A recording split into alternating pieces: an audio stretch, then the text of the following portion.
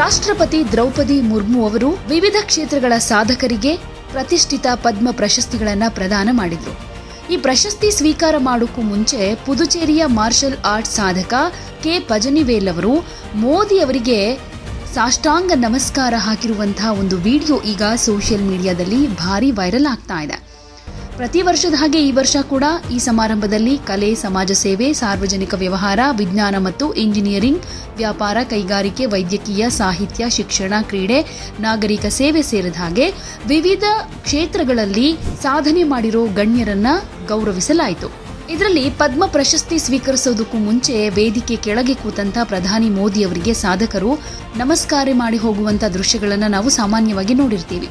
ಆದರೆ ಸಾಂಪ್ರದಾಯಿಕ ಸಮರ ಕಲೆಗೆ ಕೊಟ್ಟ ಕೊಡುಗೆಗಾಗಿ ಪದ್ಮಶ್ರೀ ಪುರಸ್ಕಾರ ಪಡೆದ ಪುದುಚೇರಿಯ ಸಿಲಂಬಂ ಪ್ರತಿಪಾದಕ ಕೆ ಪಜನಿವೇಲ್ ಅವರು ಮೋದಿ ಅವರಿಗೆ ದೀರ್ಘದಂಡ ನಮಸ್ಕಾರವನ್ನ ಹಾಕಿದ್ರು.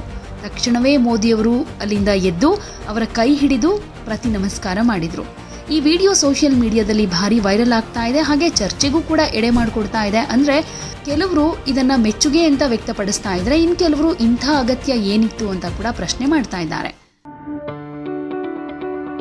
ಯಾವುದೇ ಸುದ್ದಿಯ ಅಪ್ಡೇಟ್ ಅನ್ನ ಮಿಸ್ ಮಾಡ್ಕೊಳ್ಬಾರ್ದು ಅಂದ್ರೆ ಈಗ್ಲೇ ಒನ್ ಇಂಡಿಯಾವನ್ನ ಸಬ್ಸ್ಕ್ರೈಬ್ ಮಾಡಿ. ನಿಮಗೆ ಬೇಕಾದ ಭಾಷೆಯಲ್ಲಿ ಎಲ್ಲಾ ಸುದ್ದಿ ತಿಳಿಬೇಕು ಅಂದ್ರೆ ಒನ್ ಇಂಡಿಯಾ ಆಪ್ ಅನ್ನ ಡೌನ್ಲೋಡ್ ಮಾಡ್ಕೊಳ್ಳಿ.